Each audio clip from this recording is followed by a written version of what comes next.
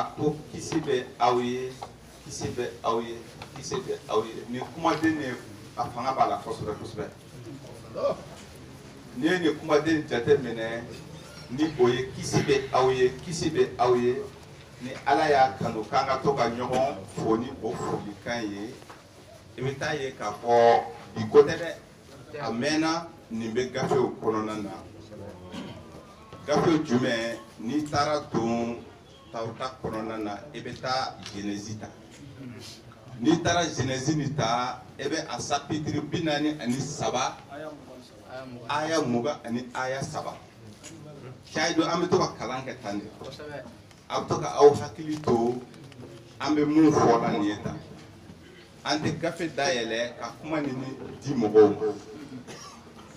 a kuma ka ca n'i ko ko an ka gafe ninnu dayɛlɛ i b'a ye k'a fɔ an tɛna kuma caman fɔ wagati bɛ an ta an tɛgɛ ma nka nin ye fisamaciya ye a ye mun kɛ ka ɲɛsin sahidiw ma o fisamaciya tɛ dɔwɛrɛ ye Ala ye dɔnni kɛrɛnkɛrɛnnen dɔ de di sahidiw ma ka bɔ Ala ka gafe kɔnɔna na olu bɛ gafe sura numéro ani aya numéro o bɛ fɛ ka kuma mun fɔ i ɲɛna o bɛ sin k'a ta k'a d'i ma o cogoya la donc o la ni an nana sigi nin kɛnɛ sugu kan kuma minnu bɛ fɔ nin ye tan ni sɛbɛnni de ka nɔgɔ i bɛ se ka sɛbɛnni kɛ mais enregistrement de ka teli ni enregistrement kɛ n'i taara so i n'a fɔ salamun aleykum an bɛ to ka ɲɔgɔn fo salamun aleykum salamun aleykum salamun aleykum nin kuma nin i b'a ye k'a fɔ a bɛ d'i ma alikuranɛ kɔnɔna na kuranɛ sura joli kuranɛ sura 6 aya 50 ani aya 4 a bɛ to k'aw hakili to a la وإذا جاءك الذين يؤمنون بآياتنا فقل سلام عليكم k'a ka to ka ɲɔgɔn fo ni سلام عليكم aw minnu limaniyara Ala ka Ala ka ayaw la فإذا دخلتم بيوتا فسلموا على أنفسكم تحية من عند الله مباركا طيبة ni aw fora ni o foli cogoya k'aw ka mɔgɔw jaabi mɔgɔ min ye foli kɛ i k'a tigila mɔgɔ fana jaabi cogoya la mun ka ɲi ka tɛmɛ foli fɔlɔ kan a b'o fɔ i ye Kuranɛ sura 4 وإذا حييتم بتحية فحيوا بأحسن منها أو ردوها سورة النساء an t'a kɛ ten sabu bɛɛ degunnen don an tun ye kuma dɔw fɔ ka ɲɛsin sahidiw ma an ko sahidiw an ka kalan kɛ kalan nin yan sahidiw ka kalan tɛ a kana kuru ta wula fɛ walima sɔgɔma a ka kuru ta o tɛ quoi bulonkolon kalan tɛ quoi a bɛ aw sigi dɔrɔn a bɛ lamɛnni kɛ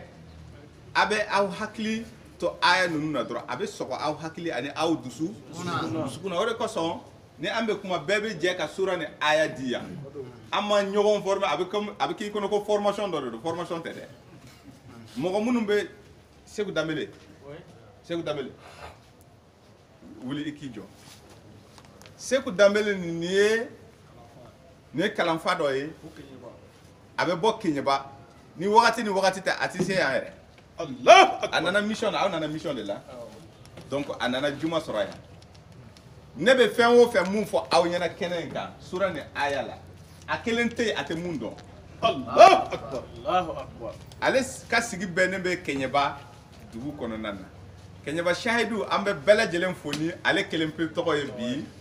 Segu Danbele u ka ca kalanfaw ka ca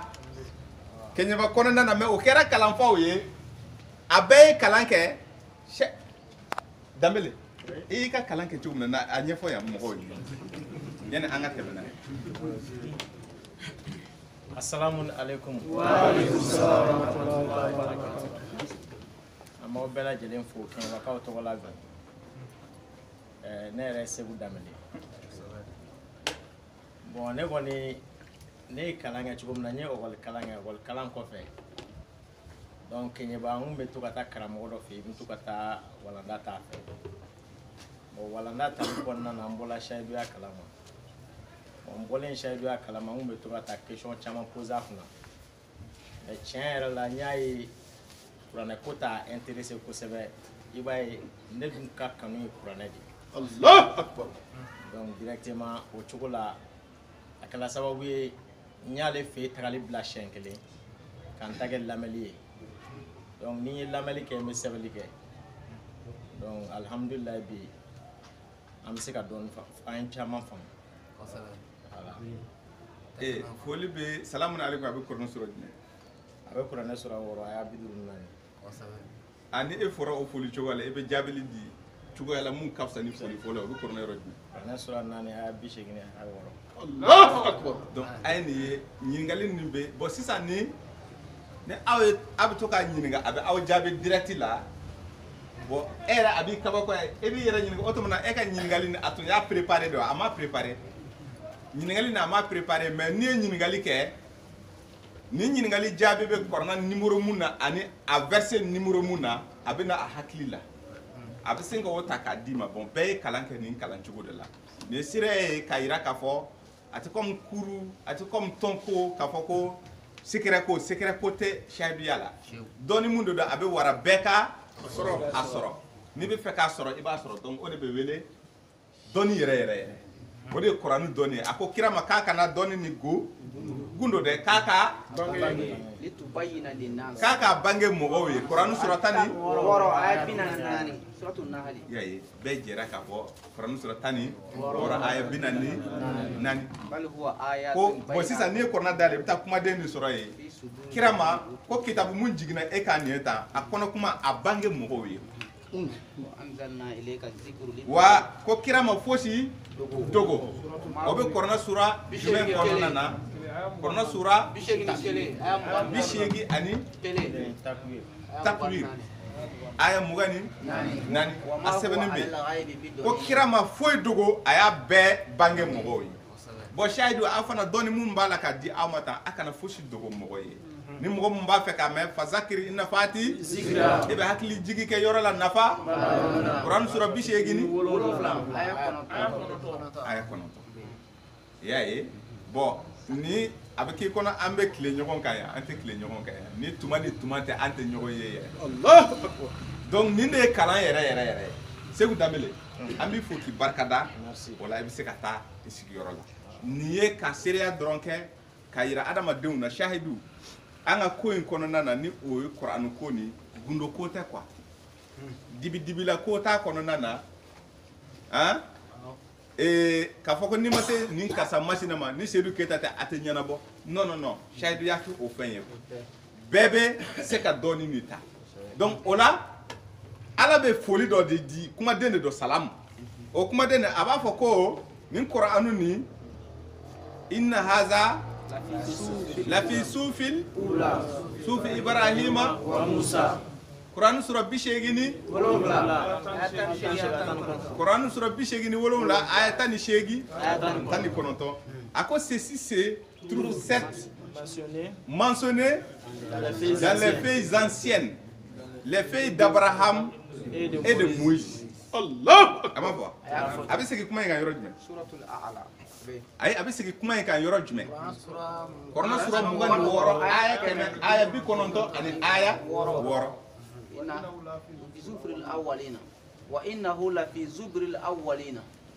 ko ceci est mentionné dans les feuilles anciennes. D'accord. Ni salamun alaikum yera al-Qur'an kɔnɔna na Qur'an sura 6 aya 50 ani 4 a kana ɲinɛ nin yɔrɔ in kɔ dɛ ko salamu alaikum ko a bɛ yɔrɔ jumɛn i b'a fɔ ko a bɛ Qur'an sura 6 kɔnɔna na al-Qur'an sura 6 na aya 50 ni 4 na salamun alaikum a kiri dira i ma ye maintenant a kiri n'i y'a dɔnni ka taa gafe kɔrɔw la i bɛ taa sɔrɔ Genèse kɔnɔna na Genèse chapitre 47 aya 20 ani aya 3 salamun alaikum aw fɔra ni o folikan ye o yɔrɔ la a ko Zizi ka kitabu kɔnɔna na chapitre 19 aya 20 ko a ka foli nana tuguni ko aw salamu alaikum a bɛ 1 Samuel kɔnɔna na a bɛ Daniel kɔnɔna na chapitre 10 aya 19 Allahu Akbar. Daniel ka kitabu kɔnɔna na chapitre 10 aya 19 kɔnɔntɔn salamun alaikum a bɛ yen k'aw fo ni o ye Luc chapitre 12. ni nana l'évangile kɔnɔna na e bɛ Luka ta chapitre 10 aya 5 salamun alaikum a bɛ yen Allah k'aw bɛɛ assalamu alaikum ala ka kisi bɛ aw ye a ko Yohana 1 Yohana 2 Yohana 3 kitabu dɔ de don ko 1 ans 2 ans 3 ans a 3 ans ni a chapitre fɔlɔ ale chapitre bɛɛ ye chapitre 1 a aya 15 ko aw ma ko assalamu alaikum Allah akbar ya ye salamu nana cogo min na k'a di gafe kɔrɔw kɔnɔna na fo ka na gun kɔrɔna sura 6 aya 50 ani aya donc o la kalan nin bɛ kɛ nin kɛcogo la nin de ye dɔnni ye sɔsɔli caman tɛna ye a la n'i ko mɔgɔ ma chapitre verset ye kuma banna a b'a dayɛlɛ ne ye nkalon tigɛ a bɛ na ye ni ale fana t'a bɛ yɔrɔ min na a k'a yɔrɔ yira la n'a ma ye kɔrɔna kɔnɔ a ko n'a ma ye kɔrɔna kɔnɔ ko lesuma ala k'a tɛ fɛn kan dɛ ko yɛrɛ ka bɔ yen kɔrɔna suratul hudu kɔnɔ kɔrɔna sura 11 aya 17 a ko yalima a bɛ ɲininkali de bolo da yalima mɔgɔ mun b'a la k'a ka dalilu bɔ gafe kɔnɔ gafe mun a jiginna ni seereya ye o seereya kɛra jibirila de fɛ jibirila de jiginna ni kitabu mun ye mɔgɔ mun b'a la k'a ka dalilu ta ye ani kitabu wɛrɛ bɛ yen o fana jibirila de jiginna n'a ye ni u bɛ wele ko tawrata o yɔrɔ kelen na ko mɔgɔ mun b'a la k'a ka dalilu ta tawrata kɔnɔ a b'a a ka dalilu ta kɔrɔna kɔnɔ ko yala o tigilamɔgɔ nin e kan ka o sanga ɲɔgɔnya maa fɛ wa maa mun ale b'a la k'a ka dalilu ta fan wɛrɛ fɛ mun tɛ nin kitabu jiginnen o ala yɛrɛ de bɛ ka nin fɔ kurani kɔnɔ kurani sura 10 ani kelen suratul hudu aya 17 mɔgɔ mun y'a ka dalilu ta kɔrɔna kɔnɔ ani mɔgɔ mun y'a ka dalilu ta bukari kɔnɔ ko yala aw kan ka o tigilamɔgɔ yɛrɛ ka dalilu sanga ɲɔgɔnya wa nin ko kɔrɔna nin ko dɔnnibaaw bɛnn'a kan ko yala aw ka dalilu aw ka dalilu kisɛ kan ka suma sanga ɲɔgɔnya yɛrɛ wa Allah kabako don dɛ kabakoba a ko Mama Lamine n'u y'i ɲininka fɛn na nabi ɲumanw ka sura kɔnɔ suratul anbiya ye a aya 20 ani aya 4 a ko n'u y'i ɲininka fɛn na a fɔ u ɲɛna ko e b'a la k'i ka dalilu ta kitabu de kɔnɔ kitabu mun jiginna e kan wa mɔgɔ minnu kɔnna e fana ɲɛ nabi ɲumanw la u fana b'u ka dalilu de ta kitabu de kɔnɔ kitabu mun jiginna ni minnu b'a la ka e sɔsɔ ko n'u fana ye tiɲɛtigiw ye u k'u ka dalilu bɔ o kitabu de kɔnɔ n'u m'u ka dalilu bɔ o kitabu kɔnɔ k'u bɛ ŋaɲɛ fɛ Allah akbar ala ko kɔrɔna kɔnɔ k'i kana seli gundo kɔrɔna sura 10 ani aya 100 ni aya 10 shahidu bɛ nin durusili tɛ ala kama ko ye tellement que o b'i kɔrɔ fo ka diɲɛ nɛgɛ bɔ i la e yɛrɛ bɛ taa a durusi de jagoya ja n tɛ se durusili la ja kuma tɛ tiɲɛ an kɔni ka hakili kɔrɔla an tɛ se hali sisan e ma kɛ shahidu ye seliji ta cogo ni i b'a durusi jagoya kɔrɔna sura 5 aya 6 sun bɛ tigɛ su fɛ nin i b'a durusi jagoya kɔrɔna sura 2 aya 100 ye fo kalanfa pɛrɛn n'a ye parce que yanni o ka nin durusi o ye lajaba sugu bɛɛ de ye mais sisan ala b'a la k'a ɲɛfɔ i ɲɛna wo ko mɔgɔ mun y'a ka dalilu bɔ i n'a fɔ mɔgɔ mun ko i ma ko seli tɛ gundo a bɛ kɔrɔna sura 17 aya 100 ni aya 10 bon e dun bɛ seli e b'i ka seli gundo mais sisan ɲaama i k'i ka dalilu di e bɛ dalilu di a ko kira ma ko a f'u ye k'u ka dalilu bɔ kɔrɔna kitabu jiginnen kɔnɔ dɛ ko parce que e t'a bɔra kitabu jiginnen de kɔnɔ n'u m'a bɔ a kɔnɔ u tɛ tiɲɛ kan Allah akbar wa n'u m'a bɔ a kɔnɔ ko yala e ka dalilu ani a tigilamɔgɔ ka dalilu yɛrɛ a kan ka sanga ɲɔgɔnya yɛrɛ wa o la shahidu an bɛ kalan kɛ an ka banba kalan na a man gɛlɛn an ka shahidu dɔ bɛ Kucala a tɔgɔ Yakuba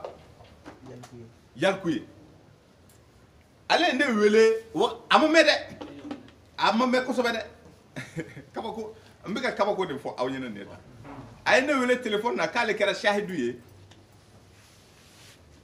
sɔn caman b'a bolo ko bumɛri dɔ de b'a bolo sufɛ ale bɛ da n'a ye ni ale taara baarayɔrɔ la a b'a dayɛlɛ a b'a lamɛn mais n badenw sahidu n bɛ ka min fɔ aw ye tiɲɛ de don tiɲɛ a bɛ n bɛ to ka baro bɔ a bɛ kuca la an bɛ fɛn o fɛn mun fɔ sura ni aya la a b'a bɛɛ dɔn Allahu Akbar. a bɛ kuma an ma deli ka ɲɔgɔn ye yɛrɛ sura ni aya a yɛrɛ fɔ ne yɛrɛ dabali banna n ko tiɲɛ yɛrɛ la ala y'i sɔn hakili duman na a ye aya ninnu bɛɛ durusi an bɛ fɛn o fɛn mun fɔ kutuba ninnu ni émission ninnu a y'a bɛɛ durusi Allah. a bɛ kuma i fɛ téléphone na a tɛ kɔrɔna dayɛlɛ a bɛ sura ni aya d'i ma o misali tɛ ban Usman Touré Kolokani a bɛ kutuba kɛ bi mais kabako don Usman Touré a ka sahiduya a ma san 1 dafa ni salo sunkalo tɛmɛnen dɔɔni de ale nana kɛ bayinatigi ye ɲinan sunkalo ma na dɔn a ma san 1 yɛrɛ dafa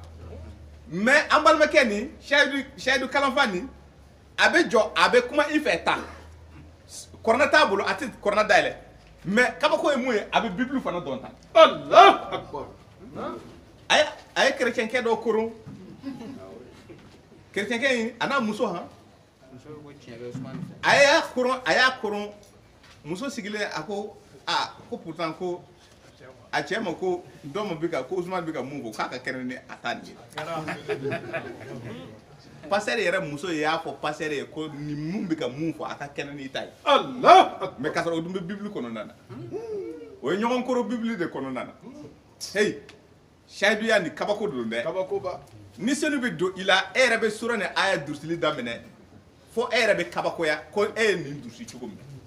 wa n'i y'an kumatɔla ye e b'i yɛrɛ ɲininka ko yala nin bɛ se ka kɛ wa Seydou Keita e ma nin ɲininkali kɛ wa don min e nana ko est ce que ko nin yɛrɛ bɛ se ka kɛ ko fɛn dɔ bɛ ka fɔ ne tulo kɔrɔ de Seydou Keita kabako don dɛ nin ye kɛnɛkan dɔɔniw de ye a sigilen filɛ nin a bɛ fɛn bɛɛ f'i ye kɔrɔna kɔnɔna na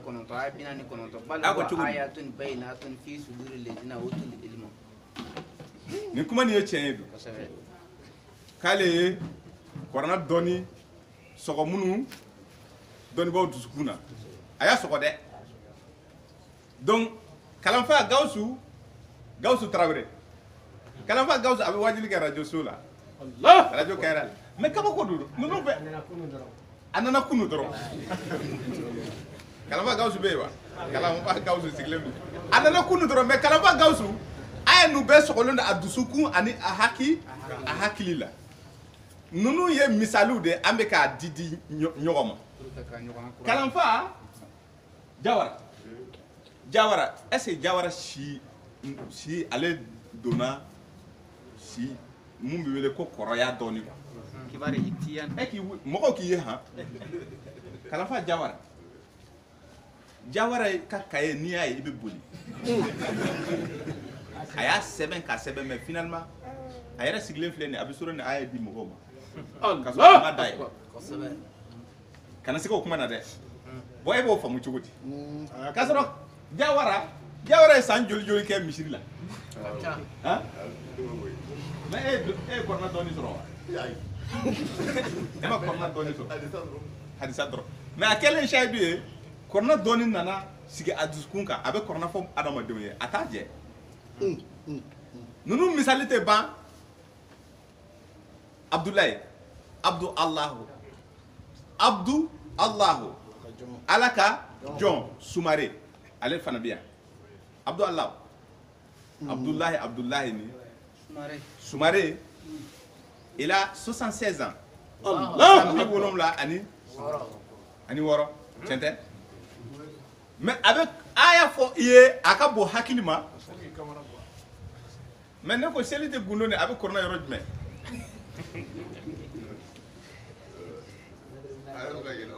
a bɛ ka yɛlɛ a bɛ ka f'i ye ko nin ye baasi de ye a yɛlɛ kun ye o ye bi k'a sɔrɔ n'i y'a ye a bɛ k'i kɔnɔ ni mɔgɔ kɔrɔla i tɛ se ka kalan kɛ o kuma in tɛ tiɲɛ dɛ dɔnni mun bɛ Abdulayi la Abdu Alahu Sumare non a ka bon hakili ma kabako don a fana n'i taara a fɛ yen e bɛ taa kɔrɔna livre ani a ka gafe cahier de sigilen a b'a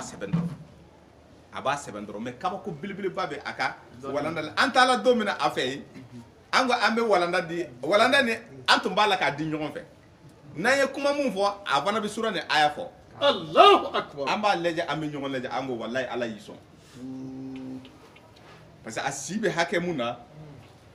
a telera ka aya ninnu durusi a kɛra an ma kabako ye kiri durusili man gɛlɛ ala ko ale ye kɔrɔna jigi ka kɛ kiri de sanpɛrɛn sura kɔnɔna na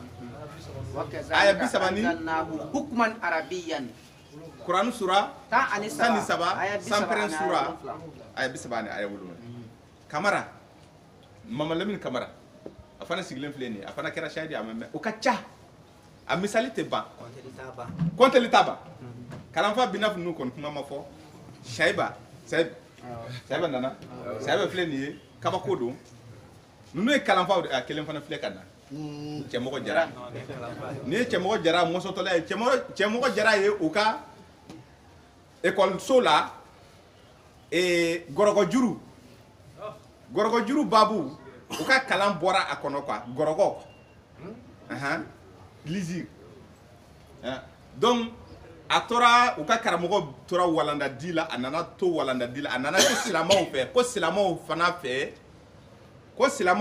intérêt ko balilen don ko intérêt balilen don ko silamɛya kɔnɔna na ni sigilen a ko a ŋunana ko ko professeur ko cogo di donc a ye dɔ fɔ effectivement parce que finance islamique la olu bɛ intérêt bali quoi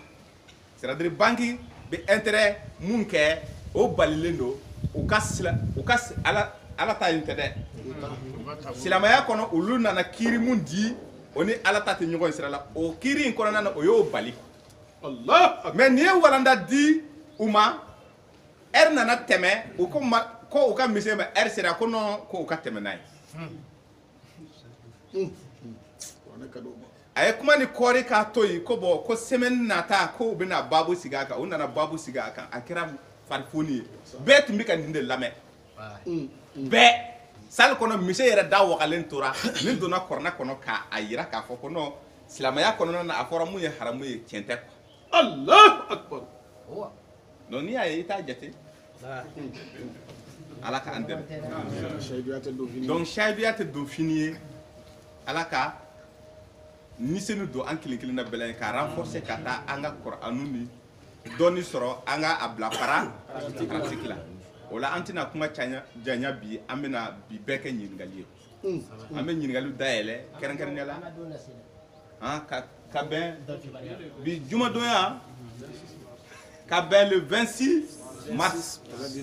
kɛlɛ bindo baara yɛrɛ tɛ bi juma baara ma kɛ kɛlɛ bindo donc ka bɛn san 2000 ani san 20 ani san 1 a ye an kɛnɛman sɔrɔ yan an bɛ ala tanu ni juma don ɲɔgɔnna dɔw tun bɛ yen u tɛ yen bi donc o la an bɛna se o fana ma an ka sahidu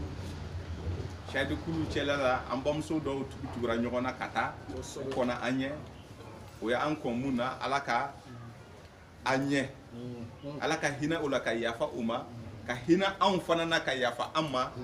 ka an ka fatu don makɔnɔ an ka fatu don ka kɛ an ma kisi don ye olu fatura don min na a ka kɛ u ma kisi don ye Amen. o la an bɛna ɲininkali de labila ɲininkali an b'a a kanu sahidu kuraw mais ɲininkali nin yan maloya ɲininkali tɛ an fɛ yan ni bolo ko des questions tabous il y a pas de questions tabous ici question o question n'a cira i hakili la a di ka na sabu a jaabi bɛ kɔrɔna kɔnɔna na Allahu akbar. i ka ɲininkali bɛɛ jaabi bɛ kɔrɔna kɔnɔna na ni ne ma se ka a jaabi yɔrɔ sɔrɔ kana siga la k'a fɔ ni an kɔni jiginna k'a sɔrɔ i ka jaabi ma sɔrɔ bi a gɛlɛyara parce que ne de bɛ se k'a fɔ n t'a dɔn mais kalanfa Alpha ninnu Alpha Samakɛ ninnu bɛ yan Ablaye Diallo ninnu u bɛ yan Burama Konate ninnu bɛ yan e ka question bɛ taa min k'a ma jaabi e ka question bɛ jaabi dɛ Ala sɔnn'o ma n'a ma jaabi kɔni e ka question ni a gɛlɛyara dɛ o la an bɛ rendez-vous di ɲɔgɔn ma juma wɛrɛ mais n b'a f'i ye ni juma wɛrɛ cɛ recherche bɛ kɛ a ka bon hakili kɔrɔna kɔnɔna na question ninnu bɛ di direct la ɲininkaliw bɛ jaabi direct la nin ye sayidu ka kɔɲɔ de a tɛ comme karamɔgɔ tɔw sɛbɛn a bɛ sɛbɛn a bɛ d'u ma o bɛ taa a labɛn ka na fɔ walima i bɛ taa sɔrɔ a question ninnu yɛrɛ labɛnnen don u bolo u b'a di ɲɔgɔn ma hali n'u y'a fɔ u b'a jɛ bon sayidu ninnu ta tɛ ten sayidu ninnu ta ye kuranu barow de ye donc sura ani aya i bɛ ɲininkali kɛ jaabi bɛ di i ma ka bɔ sura ani aya la cogoya la n'a ye ala ja a b'i ka dɔnni ji di ka taa o la salamun aleykum wa rahmatulah ala ka kisi bɛ aw kan kuma bɛ aw bolo i b'i tɔgɔ fɔ walasa mɔgɔw ka e dɔn mɔgɔ caman bɛ e dɔn mais mɔgɔ caman fana tɛ e dɔn o bɛ kɛ sababu ye an bɛ to ka ɲɔgɔn dɔn ka taa ne tɔgɔ Sulemani Jakite Sulemani Jakite ne ka ɲininkali bɛ seli de kan a ka ɲininkali bɛ boli seli de kan jamana seli n'i nana sɔrɔ alimami ye seli jɔ n'i nana sɔrɔ alimami ye seli jɔ wagati jumɛn de kɔnɔna na seli in kɔnɔna na tuma min na alimami bɛ kalan na wa walima n'a taara kumurikunminɛ na wa walima n'a taara sujudi la wagati jumɛn i ye seli jɔ sɔrɔ ko wagati jumɛn de i ye seli jɔ sɔrɔ i ye seli jɔ sɔrɔ tuma min na i ka ɲininkali banna kosɛbɛ o de bɛ n bolo assalamu sayidu kalanfa a ye nin mɛn ala ko jɔli kɛ seli la aqimi solata seli jɔ Quran sura mugan suratu taha aya 14 aqimi salata seli jɔ mun kosɔn seli jɔ ka kɛ hakili jigi ye mais ni e ye seli jɔ k'i kan ka mun de kalan k'i kan ka ayaw de kalan donc seli jɔli bɛ daminɛ suratul hajj hiji sura aya mugan wɔɔrɔ a ye mun de fɔ wa izba wa'ana li ibrahima makana albayti an la tushrika bi shay'an wa tuhira bayti lit-ta'ifina wal qa'imina wa ruk'a as-sujud a bɛ baro ni daminɛ ni hiji ka kɔɲɔ ye quoi a ko an ye ibrahima bila ka so sanuya so jumɛn baytul harami baytul harami bɛ maka jamana kan ni wele ko bakat Quran sura 7 aya 96 so mun welela bakat ni arabu b'a wele kaaba o tɛ wa a ko o so ni ibrahima bilara ka so ni sanuya ka taa maaw kanu na maa minnu bɛ na jɔrali kɛ so in na o bɛ munu o bɛ so in munumunu ka tawafu a ko o kɔfɛ k'u b'u jɔ y'a ye k'u b'u jɔ de donc seli sarti ye jɔli de ye Allah ne nana mɔgɔw jɔlen sɔrɔ o de ye e jɔ sɔrɔ i ye nin faamu wa ni nana mɔgɔ jɔlen sɔrɔ han i ye seli sɔrɔ o bɛ jɔ o bɛ taa ruku kɛ n'u bɔra ruku la k'u bɛ taa sujudu la donc ni nana fara mɔgɔw kan seli la e nana sɔrɔ o jɔlen don i ye jɔ sɔrɔ o taara ruku la ni o bɛ masani kɛ masani i bɛ masani dɔn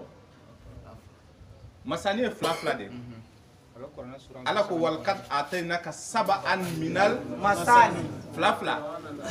aw bɛ jɔli ruku minnu kɛla ko aw ka a kɛ filaw ye ni aw taara ruku la ka kunberekun minɛ n'i wulila sisan i y'a kɛ fila ye e bɛna taa sujudu de kɛ i sujudu kɛtɔla ma fo i ka na ruku niveau in na tuguni wajibi de don Allahu akbar. wajibi bilen de don e bɛ na o niveau de la ka sɔrɔ ka i den turu ka sɔrɔ ka a turu tuguni masa ni fila fila Allahu akbar. donc n'i y'a jateminɛ ni a tigi wulila ni u taara ruku kɛ ka wuli k'u jɔ n'i nana fara o kan o jɔ parce que a ma masani e bɛ masani sɔrɔ o de kosɔn mɔgɔ minnu tɛ masani kɛbagaw mɔgɔ dɔw bɛ yen u tɛ masani kɛ mɔgɔ dɔw bɛ yen u bɛ seli u ka seli ka ɲɛ foyi t'a la n'u taara ruku la o bɛ t'o la dɔrɔn direct o bɛ yuru ka taa Allahu akbar. o tɛ masani kɛ quoi donc ni a tigi taara ruku la minnu tɛ masani kɛ i ma jɔ yɛrɛ sɔrɔ minnu bɛ masani kɛ i nana sɔrɔ jɔ mun bɛ yen ni a bɛ se ka jate ko jɔ kelen ayaw bɛ kalan mais filanan nin i tɛ aya kalan o aya tɛ kalan a la donc e bɛ jateminɛ de kɛ dɔrɔn n'i nana sɔrɔ o taara k'i to yen o taara ka i to yen mun na e bɛ tila k'o de dafa a banna i y'a faamu wa i m'a faamu an bɛ segin a kan walima a faamuna a ma faamu kosɛbɛ n'i nana mɔgɔ jɔlen sɔrɔ n'i jɔra ka fara o kan o de y'i jɔ sɔrɔ n'i taara sɔrɔ o ye ruku kɛ ka ban jɔ taara ka e bila i y'a faamu wa parce que saba de don a rite ye saba de ye jɔ kunberekun minɛ ani sujud kurani sura 22 aya ni kelen taara k'i to yen dɔrɔn e ma jɔ sɔrɔ wa kelen de a bɛ daminɛ i b'i jɔ de ni daruya de don a ko k'i sigi i y'a ye kurani sura 4 musow ka sura aya kɛmɛ ani aya saba ni daruya bɛ e la o la i b'i sigi de n'o tɛ a wajibi ye jɔli de donc jɔ de don donc a ko n'i tɛ se k'i sigi fana k'i bɛ se k'i da i kɛrɛ kan i y'a ye a bɛ k'a nɔgɔya a b'a bɔ a normal la k'a jigi donc a normal de i bɛ na mɔgɔw jɔlen de sɔrɔ o bɛ ayaw kalan o de ye jɔ sɔrɔ n'i ma o sɔrɔ e bɛ tila k'o dafa parce que akimi salata a ye seli dafa a ye seli dafa kɔ akimi salata b'o fɔ i ye seli dafali de bɛ seli jɔli ko fɔ seli dafali de bɛ seli jɔli ko fɔ e ye nin jaabi faamu wa an bɛ segin a kan walima a ka ɲi a faamuna ɲininkali dɔ tun ye ɲininkali ɲini fo ga kɔrɔ ye cɔgɔ Ibrahim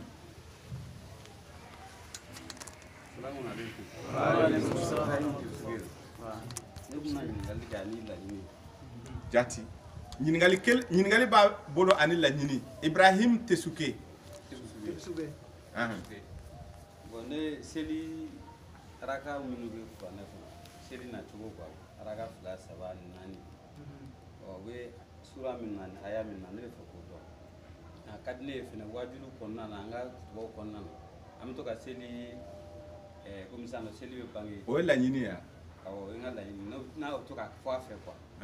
komi n'i y'a fɔ mɔgɔ ye tuma dɔ n'i peresera i bɛ se k'a sɔn d'a ma a b'a lamɛn mɔgɔ b'i ɲininka a la tuma ne yɛrɛ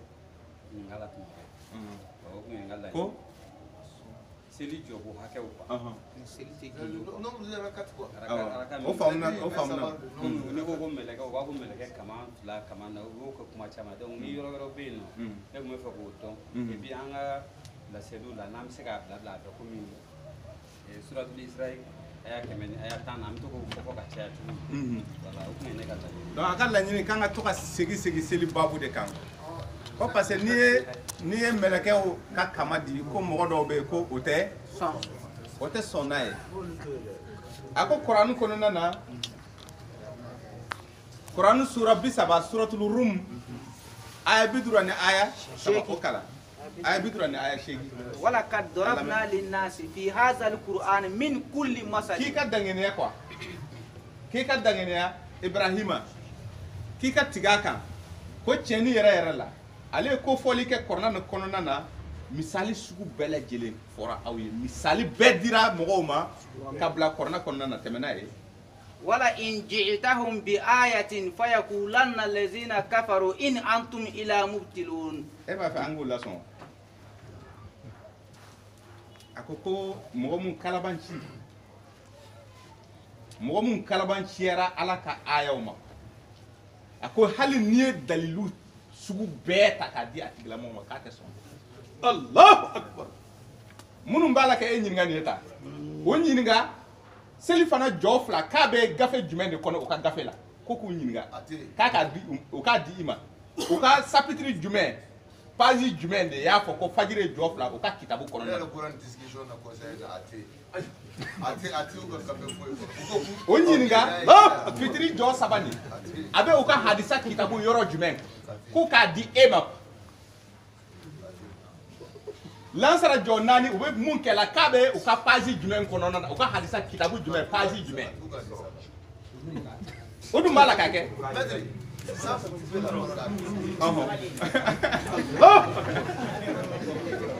an bɛna kuma d'i ma kamara a jo de don ka dusu a jo de don ka dusu a bɛ faamu Ibrahima a ko mɔgɔ minnu bɛ yen ni u bɛ kafiriya olu ye kafiriw de quoi e bɛ dalilu sugu bɛɛ di u ma k'o tɛ sɔn quoi wala in ji'tahum bi ayatin la yaqulanna allazina o b'a fɔ k'aw ye nkalon in antum ila mubtilun k'a bɛ ka mun fɔ k'olu ma sɔn ko nkalon de don kɔrɔna de bɛ ka nin f'i ye kabako sugu bɛɛ d'u ma aya tɛ dɛ kama tɛ dɛ o yɛrɛ mago tɛ kama na k'a sɔrɔ ala ye mun de fɔ i ɲɛna ta kuranɛ sura 2 ta aya 20 ani aya 6 inna allaha la yastahi an yadriba masalan ma ba'udatan fama fawqaha فأما الذين آمنوا فيعلمون أنه الحق من ربهم وأما الذين كفروا فيقولون ماذا أراد الله بهذا مثلا يدل به كثيرا ويهدي به كثيرا وما يدل به إلى الفاسقين الله أكبر. ako ale tɛ maloya ka soso d'i ma a tɛ saamɛ ka soso kɛ misali ye e Ibrahima ma walima fɛn mun ka bon ni soso ye fɛn mun tɛ soso ye a bɛ se ka kɛ soso muso ɲɔgɔnna ye a bɛ se ka kɛ fɛn wɛrɛ ye mun tɛ soso ye ale bɛ se k'o kɛ misali ye kɔrɔna ni kɔnɔna na ale bɛ se k'o kɛ misali ye k'a di i ma fɛn dɔw kan ko nka ni limaniya bɛ e la k'i n'a faamu mais mɔgɔ minnu kafiriyara ale ala ma o b'u kan to ala ka laɲini ye jumɛn ye nin misali sugu la Allahu akbar. ko seli ko kama ko mɛlɛkɛ kama ko ni seli tɛ ɲɔgɔn ye sira la ko ne k'i ma ko seli de e bɛ mɛlɛkɛ kama ko kuma na Allahu akbar. mun de kɔsɔn a bɛ ka nin f'i ye a ma limaniya ko mais pourtant ale ala bɛ misaliw de kɛ ka maa caman kanda ale bɛ o misali kelen de kɛ sababu ye ka maa caman ta ŋaɲa fɛ Allahu akbar. maanifin caman bɛ taa ŋaɲa fɛ ala ni misali ka sira fɛ parce que o tɛ misali ninnu o tɛ sɔn o t'a faamu o tɛ fɛ k'a faamu de n'o tɛ ale ala tɛ maloya kan hali soso kɛ misali ye fɛn dɔ kan a ma foyi fɛn fɔ dɛ a bɛ se ka kɛ fɛn bɛɛ kan hali soso i bɛ se ka soso kɛ ka seli démonstration kɛ Allahu akbar.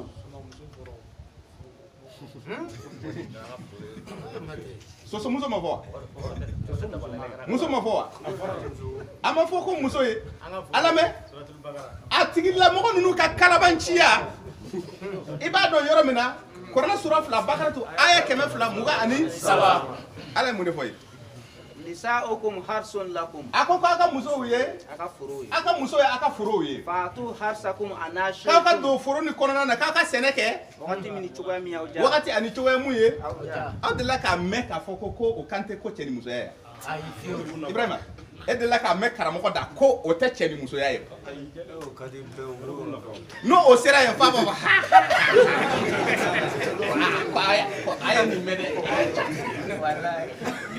mais pourtant a ma f'i ye bamanankan na a ma f'i ye k'i ka taa cɛ ni musoya ko kuma ma f'i ye fiyewu cɛ ni muso ko kuma f'i ye bon ko sisan mɛlɛkɛw ka kama nin ko seli ma fɔ a sɔnna dɔ in ma mais a banna mun taara dimi sira fɛ a kɔni ko non k'o bɛ faamu mais dɔ in comme a ma taa ji min sira fɛ kalamanci de don kɔrɔna ma wasa awalam yakfihim anna anzalna alayka alkitaba yutla alayhim Quran sura 29 suratul ankabut ayat 1 ko kɔrɔna ma u wasa ko k'a sɔrɔ ala ko kɔrɔna wasara a y'o de fɔ ye kɔrɔna sura 30 ayat 58 a ko an ye ko fɔli kɛ kɔrɔna kɔnɔ misali sugu bɛɛ bɛ alkɔrɔna kɔnɔna na wa ale tɛ maloya ka hali misali boli ala ma sosomuso ɲɔgɔnna kan ala mɛ dɛ a ko k'ale ala ye danni kɛ ale ye sankolo ani dugumakolow dan ka mɛlɛkɛw dan ka mɛlɛkɛ ninnu kɛ cidenw ye ko kamatigiw de don u ka kama ye fila ye u ka kama ye saba ye u ka kama ye naani a danna o ma a ma jate di ma ne ko seli jɔ ko jate de tɛ wa walima e b'a bɔ jate de kɔnɔ n'a fɔra ko seli jɔ ko hakɛ ye jumɛn ye jate de tɛ wa e bɛ se k'a bɔ jate kɔnɔ wa nin ye jate de e bɛ seli jumɛn de kɛ fila ye e bɛ seli jumɛn de kɛ saba ye e bɛ seli jumɛn de kɛ naani ye ko o ni seli tɛ ɲɔgɔn ye sira la k'a sɔrɔ e pourtant ani seli bɛ ɲɔgɔn ye sira la ani seli bɛ ɲɔgɔn ye sira la yɔrɔ jumɛn e bɛ o mɛlɛkɛ kelenw ta fatiri kɔnɔ daani kɔnɔna na kɔrɔna sɔrɔ 35 a aya kelen de e bɛ mɛlɛkɛw ta ye ka taa di bakara kɔnɔna na kɔrɔna sura 2 aya 30 a ko tumana min na ala ye ladɔnniyali kɛ mɛlɛkɛw la ko ne bɛna an fa n bɛna bɔgɔ dɔ dilan ka kɛ adama ye ka dugukolo guvɛrnɛriya di o tigilamɔgɔ ma ko mɛlɛkɛ minnu tun bɛ ala fɛ yen ni o bɛ ala bato o y'u kanto ala ma ko cogoya jumɛn de la e bɛna daani dɔ bila dugukolo sanfɛ k'a sɔrɔ o daani ye tiɲɛnikɛla de ye a bɛna joli bɔn ka dugukolo tiɲɛ ko k'a sɔrɔ an bɛ yan Allahu akbar e batoli kama seli fɔra ye Ibrahima seli ma fɔ yan seli ye bato de mɛlɛkɛ ninnu filɛ k'a fɔ ko pourquoi ala bɛna an fa adama dan ka bila dugukolo sanfɛ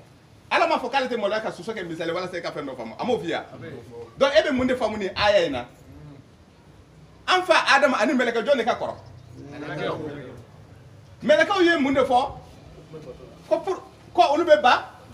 bato de la ala ye mun de fɔ mɛlɛkɛ adamadenw ani jinɛw kibaruya kun kan ko la ma khalaqtul jinna wal insa illa liya'buduni Quran sura 51 k'olu fana ala ko k'ale ma dɔ wɛrɛ kɛ an fa adama daani ani jinɛw ka daani fo o ka bato ko kuma in tɛ ka f'i ye mɛlɛkɛw m'a fɔ ko pourquoi a bɛ adama dan ko parce que olu bɛ bato la yan a ma fɔ o m'o fɔ wa ko bon o mɛlɛkɛw e bɛ o mɛlɛkɛw ta ye o tuguni ka taa Kurani sura 37 ko bɛ n'u bɛ bato kɛ ko bɛ safa kɛ safa dɛbɛ ninnu da cogo safa de tɛ wa ran de kɛ yan wa olu y'o sɔrɔ min hatatigi ye safa a y'a sɔrɔ min k'u bɛ to k'u fɛrɛ na k'a y'aw sen f'u b'u waga ta u b'u kamaw kɛ ten ka ɲɔgɔn gungun o y'o ye min jɔn de y'o f'u ye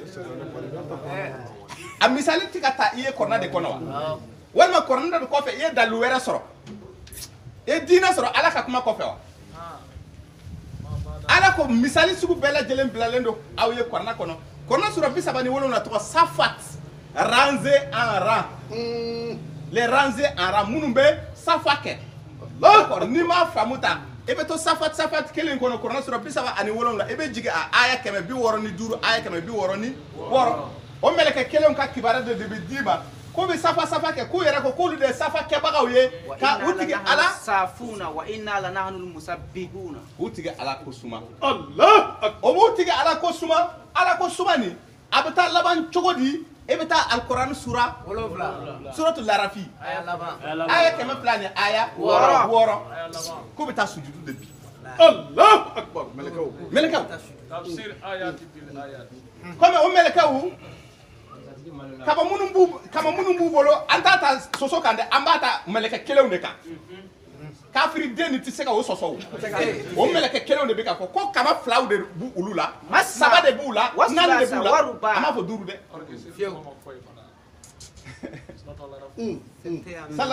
suratul al-araf seli ko kuma fɔra yan mais seli de tɛ ka f'i ye e bɛ taa sujudu bi o tɛ seli in de wa mɛlɛkɛ ninnu tɛ ka sujudu de bin wa fila saba kabako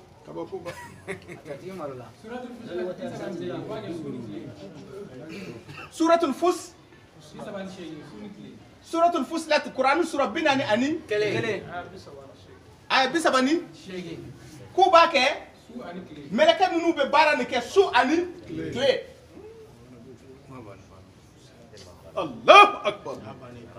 an tɛ k'o baaraw de kɛ wa fila fila saba saba an tɛ ala k'o de kɛ wa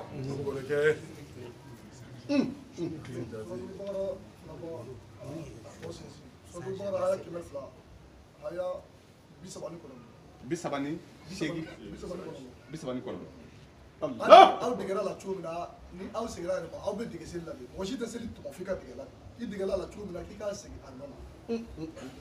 kuma lamɛn n balimakɛ kɔrɔna kɔnɔna na seli bɛ n'a d'i ma sisan adamadenw aw fana k'aw ka ladegeli kɛ misaliw de bɛ n'a d'i ma misali minnu b'a la k'a di anw ma a tɛ k'a di e ma walasa e ka kɔrɔna dayɛlɛ k'a kalan dɔrɔn ka tɛmɛ ka kɛ ka ci fɛ k'i ka taasi n'a ye mun de bɛ ka kɛ kɔrɔna kɔnɔna na o bɛ safa safa minnu kɛla an b'a la k'o de kɛla i tɛ se ka seli bɔ safa safa kɔnɔna na an bɛ k'o de kɛ fila saba naani an b'a la k'o de kɛ fila saba jumɛn seli fila jɔ saba jɔ naani Allahu akbar ala mɛ dɛ kɔrɔna kɔnɔna na ni alikɔrɔna dayɛlɛ e bɛ fɛ ka seli ɲini ala bɛ seli sigi k'a d'i ma a b'o de fɔ suratul hudu aya kelen suratul hudu kuranu sura 10 ani kelen aya kelen a ko Muhamadu Lamini ma ko ne ala aya ninnu sigi cogo aya ninnu tonton cogo k'u bɛ kuma Allahu akbar aya ton cogo quoi c'est-à-dire aya o yɛrɛ sigi cogo min na k'u bɛ kuma e fɛ a kɔnɔna na kɔrɔ fana aya bɛ kɔrɔ fana d'i ma n'i donna kɔnɔ kɔrɔ b'a la a dacogo fana kɔrɔ bɛ a la Allahu akbar e b'o faamu cogo di k'a yɛrɛkɛ ka ayaw yɛrɛkɛ k'a ton k'a sigi mais a sigi cogo bɛɛ bɛ kɔrɔ dɔ fɔ i ye quoi a bɛ se ka kɛ e de t'a dɔn Allahu akbar d'accord e bɛ kɔrɔna sura tani kelen suratul hudu e bɛ to a kɔnɔ e bɛ taa aya kɛmɛ ni aya tan ni naani ta wa akimi solata torafai nahari wa zulafan min al-layl a k'i ma k'i ka seli jɔ ala ye tile nunkuru fila la Allahu akbar e bɛ tile nu dɔn wa tile nu fila tile nu fila tile nu fɔlɔ ye jumɛn ye tile bɛ daminɛ yɔrɔ jumɛn han tile bɛ daminɛ kɔrɔn de fɛ donc tile nu filanan bɛ ni tile binna ni tile y'a nu o de ye tile nu filanan ye donc tile nu fila la k'i ka seli jɔ ale ala ye Allahu akbar pour que a m'a f'i ye ko seli fana lansara fitiri walima k'a daminɛ fitiri ala b'a daminɛ fajiri de la n'a ye fajiri ta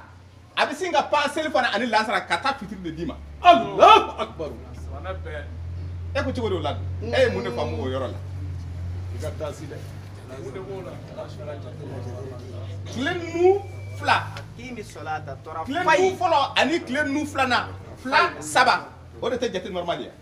yanni i ka taa naani na yanni i ka bɔ fila la ka pan saba kɔnɔna na normalement kelen fila saba naani a jate bɛ yɛlɛ tan de donc n'i ko ko fila i kan ka fɔ saba de yanni i k'a fɔ naani mais n'i ko ko fila naani i panna donc o de kosɔn seli sigi cogo fɛ a kan ka na cogo min na a y'a d'i ma tan de ko fajiri a bɛ seli daminɛ fajiri de ala bɛ seli d'i ma fajiri de ka sɔrɔ ka fitiri tugu a la ka sɔrɔ ka safo don a kɔnɔ fitiri kɔfɛ a bɛ safo nati naani kana tɛmɛ naani kan ala jɔra naani kan donc seli wagati tɔ bɛɛ naani a jɔra naani kan i bɛ jɔ naani de kan n'i bɔra fila la n'i taara saba la a tɔ i b'a kɛ naani ye kɔrɔfɔ bɛ ka faamu a bɛ na kɔrɔna sura 37 suratul azabi aya 41 43 44 sakɛ 41 44 a ko k'aw ka ala ko suma kɛ ka caya aw minnu limaniyara mais ala ko sumani ka ko ke tumana men kile ba nu bo ani ni tumana men kile ya nu to Allah akbar. بكرة ebe mun de famuni na nana na etuguni de abe soro ka seli wakati dima ako chamanche ko ota kabla adama kele bakaratu kono nana ay bisabani sheki حافظوا على الصلوات ay seli wakati matarafa والصلاة الوسطى kenela mbe cha kile nu flaniata kile chamanche ye ni kile jora e kunchema o de chamanche korofo be ka famu donc ola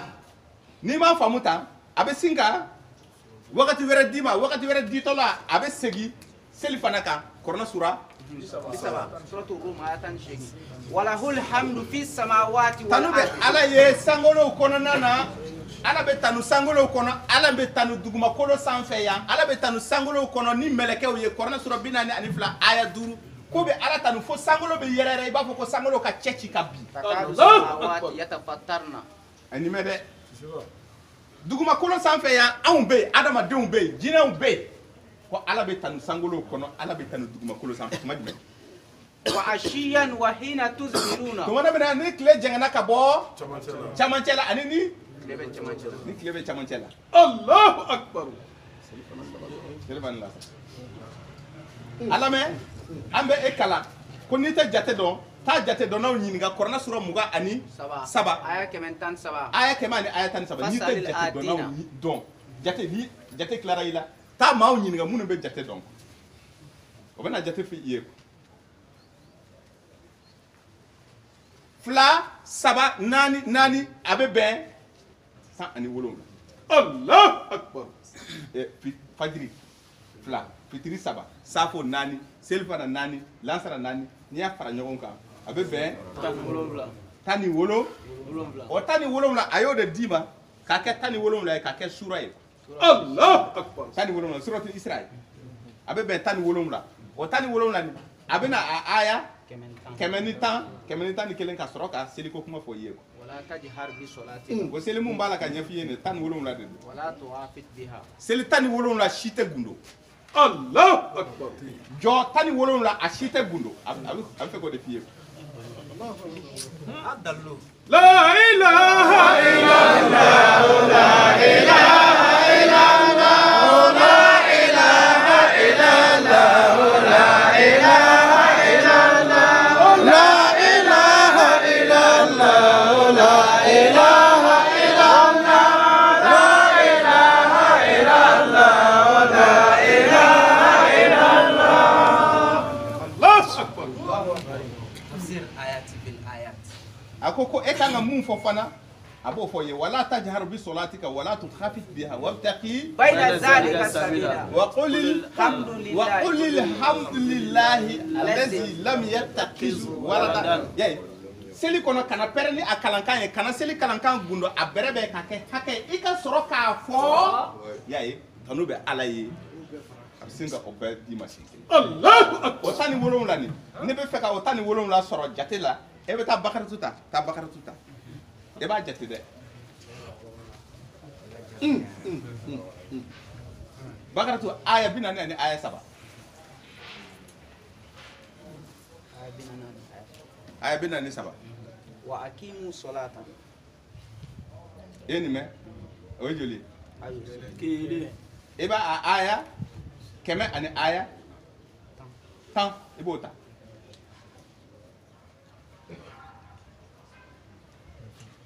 bakaratu kelen kɔnɔ وأقيموا الصلاة joli e bɛ taa nisa ye ta aya 70 ni 7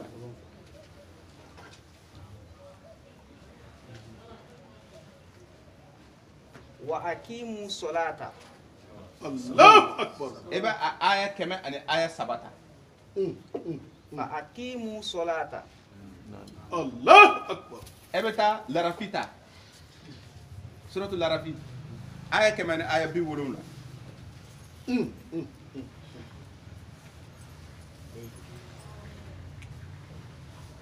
وأقاموا الصلاة e nin mɛn Allahu akbar. e bɛ taa suratu tawba ta aya 5 aya 11 wa aqamu salata o ajuri o joli wa aqamu salata bisha aya tani kele warum Allahu akbar. iyo sura ebe sampere surata suratu Rad. aya mugani fla Allahu akbar. suratu rad sampere sura wa aqamu salata iyo sura ebe suratul hajita korona sura mugani fla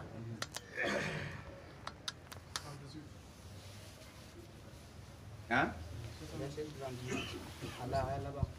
fa aqimu salata ayatul ganshi suratul hajj ka aya lama aya bi wulna ni shegi ko aya laba o joli Allahu akbar. ebe suratul nur ta korona sura muga ani nani ebe aya bi duru ni woro ibota wa aqimu salata iyo sura ebe koranu sura bisabata aya bisaba ni kele Allahu akbar. suratul rum koranu sura bisaba aya bisaba ani wa aqimu salata kele Tan kele. ani kele Allahu akbar. ebe bisaba ni sabata suratul azabi aya bisaba ni saba wa aqimna salata Allahu akbar. Tan fla. ebe Quran suratul fatir ta dani sura Quran sura biduru e bisaba ani bisaba ni duru suratul fatir dani sura Quran sura bisaba ani duru ebe ayatan ni shegi aya muga ani kononto ibota Allahu akbar. tani shegi wa aqamu salata wa tanshigi 29 ebe muga ni kononto faraka wa aqamu salata Ta ane nani. ebe Quran sura binani ani flata sura to ko asura ebe a verset bisaba ani joli shegi wa aqamu salata Allahu akbar. yo soro ebe ta Quran sura asr bidurni shegi bidurni shegi ayatani saba ou bien bidurni konoton mujadala discussion bidrun shegini on ba iba ayatani saba mujadala ayatan sabarindo hein fa aqimu salata aw mujadala mujadala Quran sura bidurni shegi suratul mujadala o joli tan woro Allahu ebe akbar. suratul munzamin Quran sura bi wolumla ani saba aya muga ibota abe ayam waya labang ada abe fakra ma ka sara minhu wa aqimu salata abe tani joli Allahu akbar. won ninde bi ka fo iye ko ni te jate do ta jate do naw nyini ga La ilaha illallah. La ilaha illallah. La ilaha illallah. La ilaha illallah. La ilaha illallah. La ilaha illallah. La ilaha illallah. La ilaha illallah. La ilaha illallah. La ilaha illallah. La ilaha illallah. ni be fe ka jate ta ka pan jate kuna ka fladi ka nani bi ebe ta suratul nur ta Allahu akbar. wala suram wa annan aya bina ne aya duru abena misali dima ala ko kalite mo la ka fewre dima munte sosoy abe se ka soso ke misali ama soso yere dima me abe fewre dima tuguni ebe na me wallahu khalaqa kulla dabatin min ala de ma'in dani ke ka bod jila daba o be nyebe daba nunu be kale ala de ya be dan ka be wajida bo jila aye daba nunu ke chugodi faminhum man yamshi ala batnihi adobe ubi fofo konoka o kono ka na fora ko terrain sa ebe sono Allah ko terrain be terrain quoi o ye sa misali e bɛ sɔn wa ne ko n ko sa ani terrain bɛ ɲɔgɔn ye sɛri la kafiri bɛ se k'i ɲininka o la n ko terrain bɛ kɔrɔna kɔnɔ wa a bɛ se k'i ɲininka ko terrain bɛ kɔrɔna kɔnɔ aw ko fɛn bɛɛ bɛ kɔrɔna kɔnɔ na a bɛ se k'a fɔ ko yala terrain bɛ kɔrɔna kɔnɔ i b'a fɔ ko awɔ terrain bɛ kɔrɔna kɔnɔna na ko terrain ye sa de ye Allahu Akbar. Qur'an sura muga ani nani aya binani duru ko bagan dɔ bɛ a bɛ fofo sen t'a la a bɛ fofo a kɔnɔ kan kunkolo de b'a la kunkolo de bɛ taa n'a ye ko misali ye jumɛn ye a tɛ se ka e sɔsɔ k'a fɔ ko siga t'a la k'a fɔ terrain y'o ye kunkolo kelen de b'a bɛɛ sama a bɔ kɔn o bɛ fofo kan o bɛ taa o bɛ fofo kɔnɔbara mais an kan tɛ o ma a ko ale ye daba dɔ kɛ ومنهم من يمشي على رجلين k'ale bagan dɔw kɛ o bɛ tagama siɲɛ fila kan a ye dɔw kɛ ومنهم من يمشي على أربع a ko dɔw bɛ tagama naani kan a ma duuru fɔ bilen dɛ donc n'i bɛ fɛ ka bɔ fajiri fila la ka seli fana sɔrɔ naani na dɔrɔn i bɛ nin ta misali ye Allahu Akbar. fila naani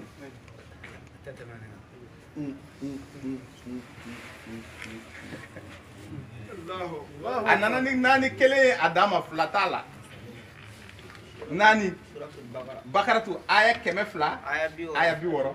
Allah. a ko tuma min na Ibrahima y'a kanu k'a dɔn a tigi ala bɛ su kunu cogo min na ala y'a ɲininka ko yala Ibrahima i ma o tuma e ma da la wa walayi ko ale da la dɛ k'a bɛ fɛ ka danginɛ de sɔrɔ a ko taa kɔnɔ naani y'a ye arba'atan min a ma f'i ye al-khayr fila dɛ a ma f'i ye saba a sinna ka naani d'i ma o de ye lansara ye Allahu Akbar. n'i bɛ fɛ ka bɔ fila ka naani sɔrɔ nin y'a misali dɔw ye a ko o mun filɛ ka fɔ ye nin ye tan dɛ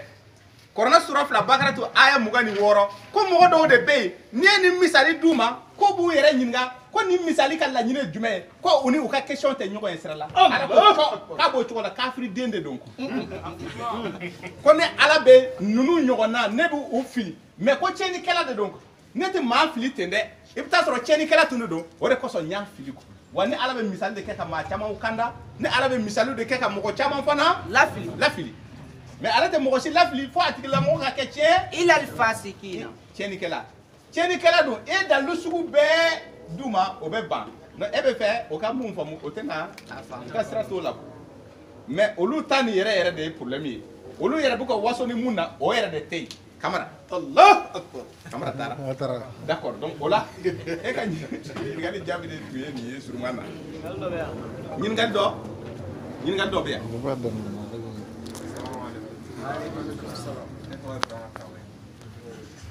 ne b'a fɛ ka ɲininkali kɛ min kan o ye dɔnni dogolen ani dɔnni kɛnɛ kan a danfara ye ko ale bɛ fɛ ka ɲininkali kɛ dɔnni dogolen ani dɔnni kɛnɛ kanta ko danfara jumɛn de b'u ni ɲɔgɔn cɛla la Allahu Akbar. i ka ɲininkali jaabi bɛ alikuranɛ sura 18 suratul kafi aya 60 ka jigi danfara mun b'u ni ɲɔgɔn cɛla la yamaru dilen do kɛnɛkan dɔnni baara ka kɛ n'a ye fan bɛɛ lajɛlen fɛ mais gundo dɔnni baara tɛ se ka kɛ n'a ye kɛnɛ kan tuma bɛɛ Allahu Akbar. o de y'o danfara ye danfara mun bɛ nin dɔnni fila cɛ kelen nin a yamarulen do bɛɛ b'a kɛ mais kelen nin a dagalen tɛ e k'a kɛ Allahu Akbar. a dagalen tɛ bɛɛ k'a kɛ parce que a tɛ bɛɛ yɛrɛ la mais hali n'a bɛ e yɛrɛ la a dagalen tɛ e k'a kɛ ten an bɛna faranfasiya di walasa a ka faamu kuranu dɔnni ye zahiru de ye a kiiri ye zahiru de ye bayan kɛnɛkan dɔnni de don kiiri mun bɛ ka f'i ye tan dogona t'a la bɛɛ kan ka nin kiiri dɔn bɛɛ kan ka appliquer o de bɛ wele kɛnɛkan dɔnni kuranɛ yɛrɛ kiiri bɛ wele ko kɛnɛkan dɔnni ka bayan kɛnɛkan Allahu Akbar. zahiru ilmul ilmul zahiru de ye qur'anu ye kene ka de mais ilmul batinu be gino dogole ni ale ti se ka pratiquer hal nabila e mankante ka pratiquer parce que adola ani zahiru be ɲɔgɔn sɔsɔ kosɛbɛ kɛnɛkan dɔɔni ni duguma dɔɔni bɛ o sɔsɔ k'a sɔrɔ kɛnɛkan dɔɔni de baara kan ka kɛ ni ale de ye i n'a fɔ misalila n'i ye maa faa i kan ka faga Allahu Akbar n'i ye maa jogi i kan ka jogi de œil pour œil dent pour dent oreille pour oreille vie pour otawa la loi de talion sourate 5 maïda Coran sourate 45 duru aya binani ani aya duru otawa bon d'accord o de ni ma fa be fa o e kene ka o e kiri de ko Allahu Akbar ni ma fa i man kante ka fa ka baga mo ma ka fakate o ti se ka ke ko mais i ba ye ka fo ilmul batinu la o be ke ko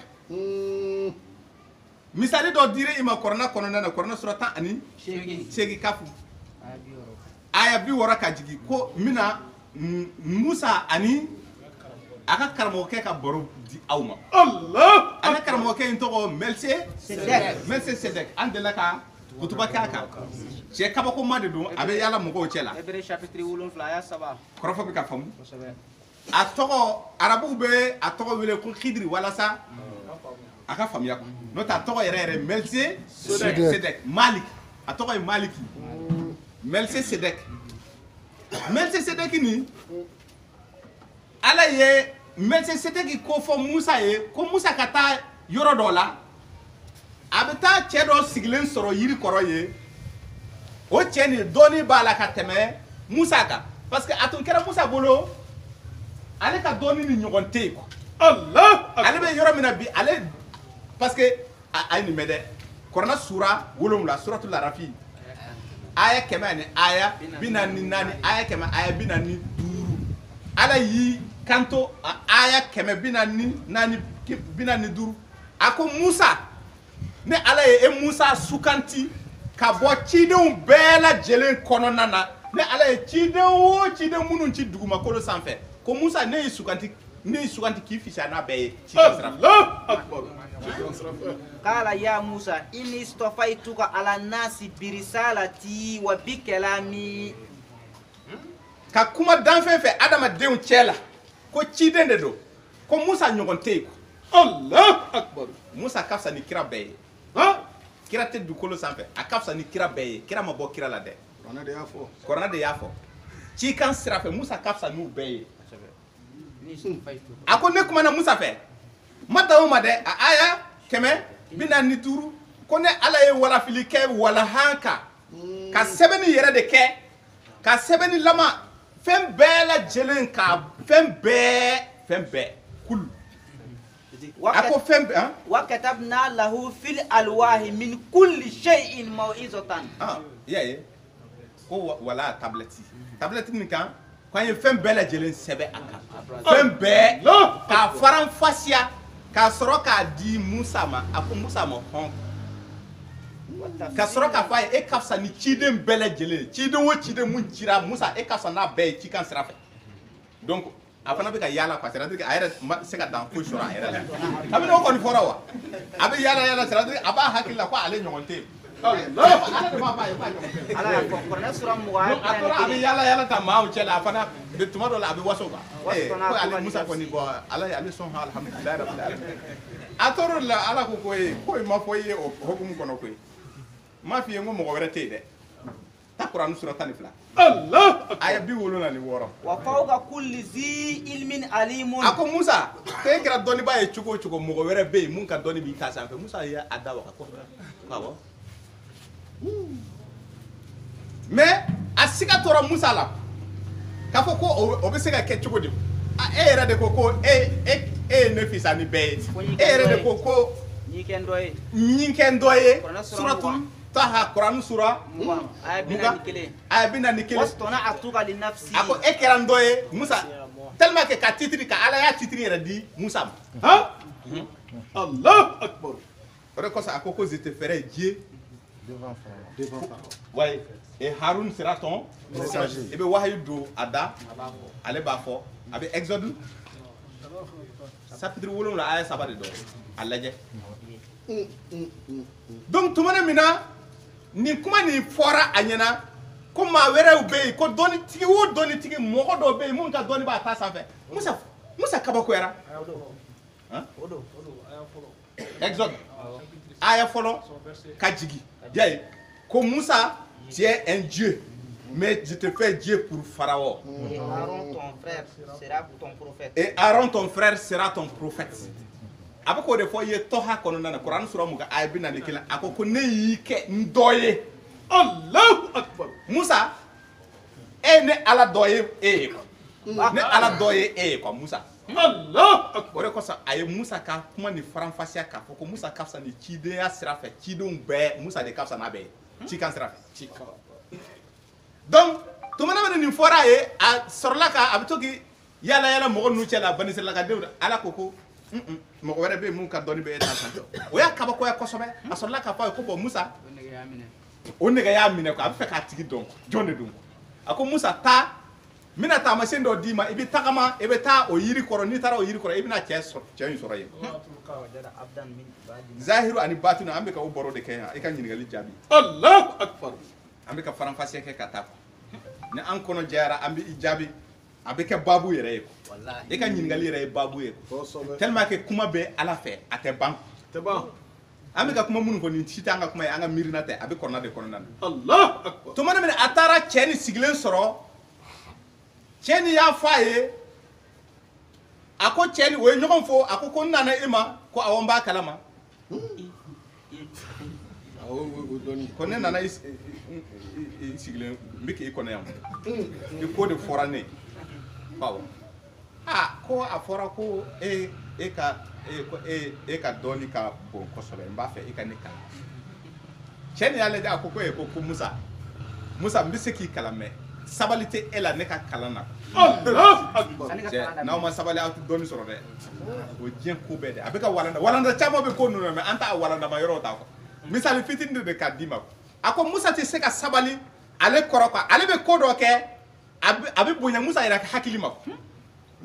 ko Musa tɛna se ka sabali Musa ko sabali ko ayi ko k'a bɛ se ko n bɛ se ko k'i bɛ se ko awɔ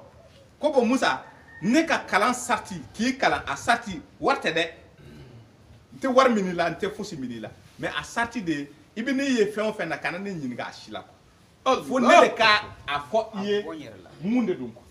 ni n sago sera tuma min na n b'a f'i ye i m'a ye ne ye nin kɛ a kɔrɔ ye nin ye ne ye nin kɛ a kɔrɔ ye nin ye n'a bɔr'o la kana ne ɲininka o dɔrɔn de ye condition ye a ko k'ale sɔnna ko i sɔnna ko d'accord ko donc o la an bɛ fɛɛrɛ tigɛ an ka kurun dɔw ɲini an ka taa ba kɔfɛ donc o donna kurun dɔ de kɔnɔ o ye ba tigɛ ni kurun ye o taara se yen dɔrɔn a ka karamɔgɔ ni o ye Melikisedeki ye Melikisedeki sinna ka i ɲɛsin kurun ma a ye kurun ni sɔgɔ Allahu Akbar. a ye kurun ni endommagé a ye kurun ni tiɲɛ a ye nɔ dɔ bila kurun in na cogoya la i tɛ se ka segin n'a ye ji kɔnɔ f'i ka o yɔrɔ dilan Musa ye o lajɛ Musa bɛ k'a lajɛ a tilalen dɔrɔn a ko n karamɔgɔ ko i ye baara mun kɛ nin ye baara cɛjugu ye dɛ a y'a lajɛ a ko ko Musa ko an tun ma baara condition signé wa ko ko awɔ Musa ko cɛ a ka karamɔgɔ ma ko ko yafa n ma dɛ ko ɲinan de ye n sɔrɔ a ye ɲinan mun sɔrɔ a ye ɲinan mun fɔ nin ye tan a t'a dɔn ka parce que a bɛ fɛ ka karamɔgɔ ni kɔrɔbɔ parce que a b'a dɔn karamɔgɔ ni hali ni o tɛ hali ni dabɔn kaba don karamɔgɔ tɛna kuma bilen parce que o ye zahiru kiiri de ye a bɛ kɔrɔna kɔnɔ suratu bakara to aya laban a ko n t'aw minɛ aw ka filiw ma ani aw ka ɲinan a ko k'a ɲinana donc ni Ala tɛ mɔgɔ minɛ a ma e man kan tɛ ka ne minɛ a ma donc o ye ɲɔgɔn lajɛ a ko d'accord an ka tɛmɛ n'a ye donc o tɛmɛna ni baara ye u taara se denmisɛnnin kulu ma o bɛ kulonkɛ ka dɔrɔn denmisɛnninw bɛ kulonkɛ na cɛkɔrɔba ni y'i ɲɛsin karamɔgɔ ni y'i ɲɛsin denmisɛnnin dɔ ma k'a minɛ dɔrɔn ka sin k'i bugɔ a bisi fo k'a faga Musa jɔlen dabali banna sisan ɲinan tɛ dɛ parce que a tɛ se ka o argument kɛ bilen mais a ma se k'a yɛrɛ minɛ y'a ye a tun y'a fɔ a ye k'a tɛ se k'a yɛrɛ minɛ k'e maa fa maa mun ma foyi kɛ ko n karamɔgɔ c'est a yɛrɛ bɛ ka karamɔgɔ in lajɛ sisan a yɛrɛ sigalen don est-ce que karamɔgɔ yɛrɛ maa ɲɛnama ye parce que zahiru c'est-à-dire kiri kɛnɛkan kiri kɛnɛkan dɔɔni mun dira ma o ye zahiru de ye zahiru la e tɛ maa ka baga mɔgɔ ma ka mɔgɔ faga o tɛ kɛ n'i y'o kɛ e kan ka faga de a ka kiri la bon karamɔgɔ ni baara mun kɛ nin ye baara cɛjugu ye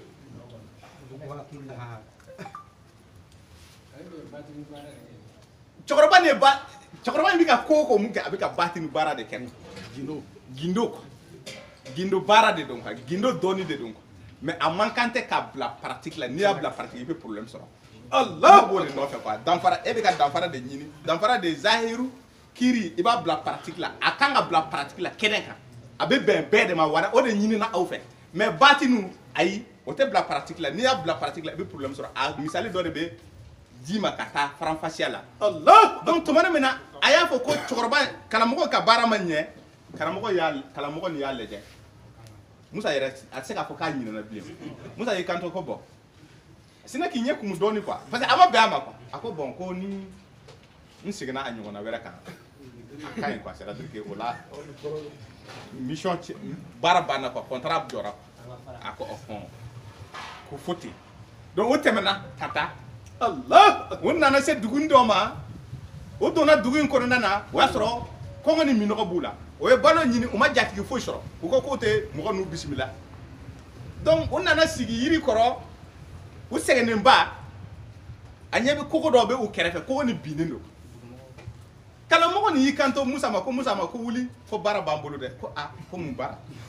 ko an bɛna kogo ni lawuli quoi c'est que a sulisalalen wulila sa a ma bɛn a ma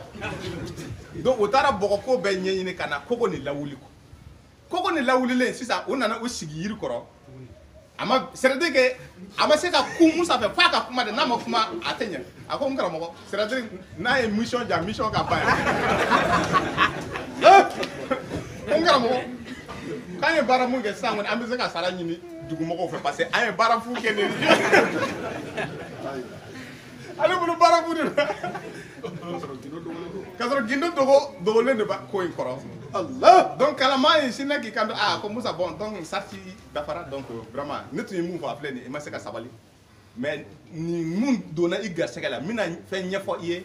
e ka dɔɔni ma mun sɔrɔ quoi Allah akbar donc a ko dɔɔni nin tɛ dɔ wɛrɛ ye n bɛna taa kelen kelen a ko ne ye kurun mun tiɲɛ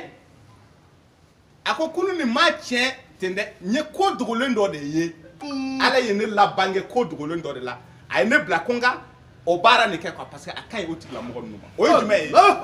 ko ninnu ye fantanw de ye mɔgɔ ɲumanw de ye fantanw de ye u bɛ to k'u débrouiller k'u ka nasɔngɔ sɔrɔ ni ka mɔgɔw latɛmɛ ka ji tigɛ ni mɔgɔw ye mais u nana an bila nin ye tan ni ne tun ma kurun ni tiɲɛ dɔrɔn k'u tun bɛ segin ka don ji fɛ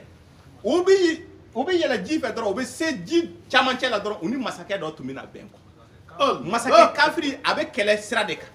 a bɛ kɛlɛ bolo yɛrɛ kan a bɛ kɛlɛ yɛrɛ de sira kan ko o fana bɛ a n'a ka kɛlɛdenw u bɛ ji sanfɛ kulu sanfɛ o ni ninnu tun bɛ na bɛn dɔrɔn o bɛ ninnu ta dɔrɔn ka fili ji kɔnɔ dɔrɔn ka u ka kulu minɛ ka réquisitionner ka taa Allah o tun ka ko bannen maintenant ne ye kulu ni tiɲɛ o bɛ wagati mun kɛ ka kulu ni dilan o y'a sɔrɔ masakɛ n'a ka kɛlɛbolo tɛmɛna Allah akbar ko Musa ko i ma nin faamu i y'a ye k'a sɔrɔ a ye kulu ni tiɲɛ yɔrɔ min na ni o ma farati o tun bɛ kɛlɛ ye kosɛbɛ e tun b'a bugɔ yɛrɛ k'a sɔrɔ gundo dogolen batinu dɔɔni don e y'a bila pratique la Allah aw tun bɛ se ka ɲɔgɔn koro ye cɛncɛn sanfɛ fo e bɛ n ka kulu dilan tiɲɛ e bɛ n ka kulu tiɲɛ mun na ka fan bɛɛ kɛ mankan ye yafa ma tɛ yen a bɛ kɛlɛ de i y'a ye donc a ko den ne ye denmisɛnnin mun faga nin ye tan Ala ye ne ladɔnniya k'a fɔ k'a fa n'a ba ye mɔgɔ ɲumanba mais den n'a kɔrɔbayara a bɛ kɛ fitinɛ ye fa ni ba ma o yɛrɛ bɛna kɛ sababu ye den bɛ kɛ sababu ye fa ni ba bɛ Ala ko bila o bɛ kafiriyara o bɛna kafiriyara o bɛna kafiriyara Ala ma mais ni Ala ka fisamaciya bonyana o kan nya laɲini nin den ni ka minɛ ale bɛna den fali ni den wɛrɛ ye quoi. Allahu akbar. ala de ye ne yamaru ne ye nin baara kɛ ko musa tun t'a dɔn musa sigilen dabali banna nin de ye batini dɔɔni ye dɔɔni dogolen de ye nin ye t'ale ka gafe kɔnɔ bon sisan ni dun ye mɔgɔ faga i bɛ faga ni e ye o ɲɔgɔnna ye ne taara waliden faga e bɛ taa kaso la dɛ u b'a fɔ ko fa donni la mais e ka dɔɔni nin tɛ dɔɔni bilata ye ba la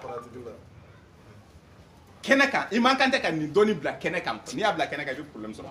Allahu akbar. a ko sabanan ni o ye kogo mun wuli a ko musa ko i ɲɛ bɛ nin kogo in na an sigilen ala ye ne ladɔnniya k'a fɔ kogo nin yatimɛ dɔw ka yɔrɔ de don quoi mais o fa tun dugu in kɔnɔna na o fa tun ye mɔgɔ ɲɛnama ale kelen dɔrɔn de tun ye mɔgɔ ɲɛnama ye a nana fatu a fatutɔ la a y'a ye sanu mun b'a bolo a se ka kalifa mɔgɔ si la quoi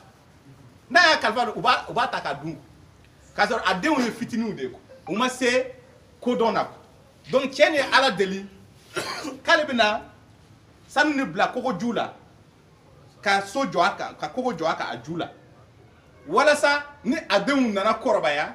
ala ka kɛ sababu ye u yɛrɛ kogo ni bɛna bin tuma min na u yɛrɛ bɛna sanu olu yɛrɛ de b'a ye quoi denw yɛrɛ k'a ye denw yɛrɛ de bɛna a ye quoi Allahu akbar. o tigilamɔgɔ y'o ɲini ala fɛ ka ban quoi donc o ala deli minɛnen don donc an nalen yan sisan ala ye ne ladɔnniya kogo nin hali sisan k'u ma kɔrɔbaya ni kogo nin binna dɔ bɛna a ye quoi donc ko n ka segin k'a jɔ quoi Allahu akbar. walasa n'a bɛ taa bin tuma o y'a sɔrɔ u kɔrɔbayara u fa ka yɔrɔ de don u ka tiɲɛ yɔrɔ de don u yɛrɛ de bɛna yɔrɔ ni sanu nin ye quoi a ko o de kosɔn ne y'i bila an ka kogo nin lawuli quoi Allahu akbar. o la nin de tun ye fɛn ye e ka dɔnni ma mun sɔrɔ wa a caman bɛ yen mais mission banna yan e ma kɛ maa sabalilen ye Allahu akbar. donc nin tun ye walanda ye k'a d'i ma danfara mun bɛ zahiru dɔɔni kɛnɛkan dɔɔni ani dɔɔni dogolen danfara mun b'u ni ɲɔgɔn cɛ nin de don kelen bɛ bila pratique la kana kelen bila pratique la ni ma farati ka kelen bila pratique la i bɛ problème sɔrɔ Allahu o la akbar. wagati ye an bɛna bani kunnafoni di an ka président Cheikh Tidiane Tarawele ale ma yan sɔrɔ bi a ka musokɔrɔba fatura awɔ an yɛrɛ tun bɛ yen Allahu akbar. Asa Jara ani an ka shahidu Amadu Kojo Amadu Kojo a bamuso Jɛnɛba Jimde ale fana fatura mercredi de tɛ ou bien lundi Allahu akbar. lundi de don lundi an taara a janaja la an tatɔla a janaja yɛrɛ la o ye an wele ko Sek bamuso fana Sek Tidiane Tarawele a bamuso fana fatura Allahu akbar. o la an ye dugawu kɛ u ye an y'a ɲini ala fɛ ala ka hinɛ u la ala ka yafa u ma an balimakɛ Ibrahima Tarawele Shahidu Ibrahim Keɲeba a fana ko k'ale kɔrɔmuso fatura Kayi Kadija k'an ka dugawu k'a ye ala ka hinɛ u la ala ka yafa u ma ka hinɛ an fana na ka yafa anw na yoma yakumul don min na jate bɛ na fɛsɛ Shahidu denw fana dɔw bɛ yen an kan k'o présenter assemblée la filaninw de don Adama ni Awa an ka Isu denw de don Shahidu voilà an ka Shahidu Isu Tarawele a muso jiginna a kɛra den filaninw ye Adama ni Awa donc o la an b'a ɲini ala fɛ ala mun ye sebayaw bɛɛ tigɛ ala an b'a ɲini i fɛ i ka Adama ani Hawa i ka u ladon i ka masaya kɔnɔna na k'u kɔlɔsi olu n'u ka zuriya bɛɛ i k'u kɔlɔsi i k'u tanga ka bɔ jumɛn tɔɔrɔ ma adamaden jugu tɔɔrɔ ma ni o ye seyatinu ye a sɔrɔla jinɛ kunda a sɔrɔla adamaden ku i k'u tanga i k'u kɛ garisigɛmatigiw ye diɲɛ kɔnɔ i ka u kɛ mɔgɔ ye mɔgɔ minnu dusukun ka ɲi i k'u kɛ mɔgɔ sanuma ye i ka Kuranu dɔɔni Tawurata dɔɔni Linjili dɔɔni i k'a don u la i k'u bila mɔgɔ ɲumanw cɛ la u k'u ka balo kɛ i b'u ka balo nɔgɔya u ye u wolodon ka kɛ u ma kisi u n'a fatu don min na a ka kɛ u ma kisi o don fana na o bena kunu domina akake uma kisi ambe do ke adama ala ani hawa a ka do ni ay do mun ka amina rabbana takabbal innaka anta samiul alim innaka anta samiul ki wara wara jumbe e ambal mamuso jonkuma drame ako ko ale tieta le no france nyina ya santuri otaba ako kale bi feka ta a chefe de obi ka fere o betige sanduru amano ko ne amano donc kanga do abalma muso de do e anga shaidu e shaga kulibali donc anga do ke ay alaka aka sirani noya ay parce que abe feka ta a che de fe wakati koronondo a pape ko tika a nyesoro sanduru yarabe ala muye siraw noya kiraw nuye o ka takama nu alaka ata fana noya aka sababu do a sinkoro ani sini bangoni salembugu dugutigi ka kare temun ka sobina bangoni salembugu dugutigi ka kare anga sigi do be sini samedi el korole 21h Suleiman ibi tega korata wala Suleiman konate munu bi feka ka numéro ta o ka yoro de lu de bi ka wajiri no organiser kanga ta wahyu lase Allah na ya alaja samedi ambe inshallah yi ka numéro fo amba gudu o tawa 62 12 85 32 donc ola na ya Suleiman wele dron konate chaidu gelam do dunde ani baysu e gawsu gawsu chini ande ale wele gawsu chini gawsu babia gawsu korobabia gawsu chini bia ne gawsu travailler do fana gawsu travailler donc fuka bonyo na ni o flabe kalama korobale ni fitini korobale de flene fitini de flene donc la na akana korobale déranger de avocat to ka wele on de abi ni wele donc ola kalo juma laban o de taba o famna ani kuna foni wara jumembe parce que kuna foni kacha de hein ay awo fin mo munum be aka marché ko alaka anoya ya rabbi alaka do mo nyuma ka sababu fe alaka na do mo jugu ka sababu fe atoko Dauda Keita alaka Dauda Keita magonye alaka amfana magonye kafara Dauda hein awo karamoko Abubakar atoko Abubakar jara o de tawa ayafo wala netumbi ko de nyinu Abubakar jara kale fa hospitalisé lendo karamoko jara afa to Abubakar jara ka hospitalisé lendo ponje la kanga do kaye ay ayuba sababu do ayuba ka bana kora ka kunu ka lawuli ka fanga da ma chugo mina alaka alawuli o chugo yalla wala amba fo taqabbal minna ya rabbi la ilaha illa